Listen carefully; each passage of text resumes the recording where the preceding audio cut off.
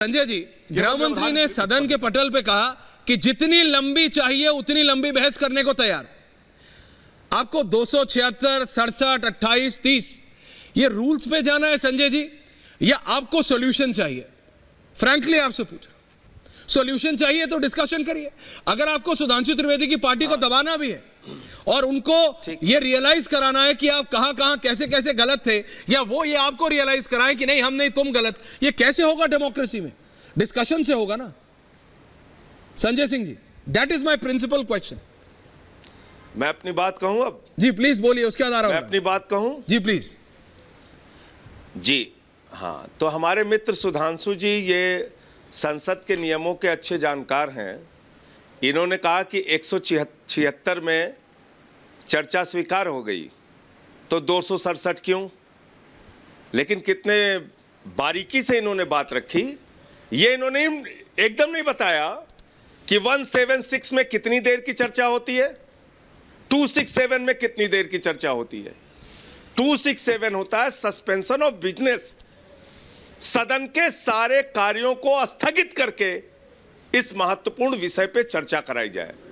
देश का एक हिस्सा 3 महीने से जल रहा है, हजारों घर जलाए जा चुके, केंद्रीय मंत्री का घर जलाया जा चुका, राज्य की महिला मंत्री का घर जलाया जा चुका, बच्चों का कत्ल हो रहा है, महिलाओं के साथ बलात्कार हो रहा है, इतनी हिंसा हो रही है, और ऐसे विषय पर 267 का भी बहस नहीं कराना चाहते।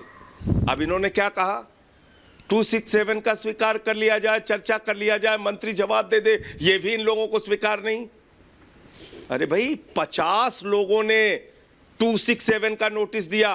पूछे इनसे, सुधांशु जी से, कल दिया कि नहीं दिया? 50 सांसदों ने, जिस दिन मुझे सस्पेंड किया गया 27 सांसदों ने 267 का नोटिस दिया था। मैंने खुद 3 दिन तक लगातार 267 का नोटिस दिया था। लेकिन चर्चा स्वीकार नहीं करनी है, बात नहीं करनी है। और गृह मंत्री और प्रधानमंत्री के वक्तव्य का फर्क आपके दर्शकों को मैं बताना चाहता हूं, पूरे देश को बताना चाहता हूं आपके माध्यम से।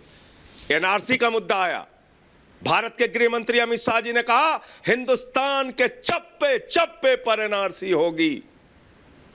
3 दिन के बाद रामलीला के मैदान में हमारे प्रधानमंत्री जी प्रकट होते हैं। वो कहते हैं कौन सा एनआरसी, कैसा एनआरसी, कहां है ड्राफ्ट, कहां है बिल, ये झूठ है, झूठ है, झूठ है।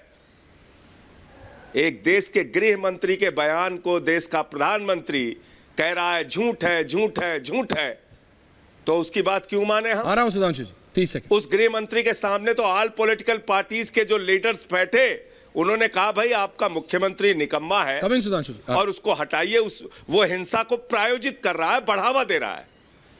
हम सारे लोगों ने कहा कि ये वहां पर सिचुएशन कंट्रोल नहीं हो सकती है जब तक वीरेंद्र सिंह मुख्यमंत्री रहेगा। और आपने सुना उसका शर्मनाक बयान, वो कह रहा है ऐसी सैकड़ों घटनाएं हो रही हैं, हत्याएं हो रही हैं। सुधांशु जी, अगर आप 4 मई को निवस्त करके अगर आप 2 महिलाओं को टहलाया जाता है, सुधांशु जी अगर आप विपक्ष होती है, 18 मई को एफआईआर होती है, 12 जून को एनसीडब्ल्यू को शिकायत होती है, और जब वीडियो सामने आता है तो उनकी गिरफ्तारी। सुधांशु जी अगर आप विपक्ष में होते, भाजपा विपक्ष में होती, तो क्या आप उस प्रदेश के मुख्यमंत्री का इस्तीफा नहीं मांगते? स्वराज जी आपसे भी सवाल पूछ रहा है,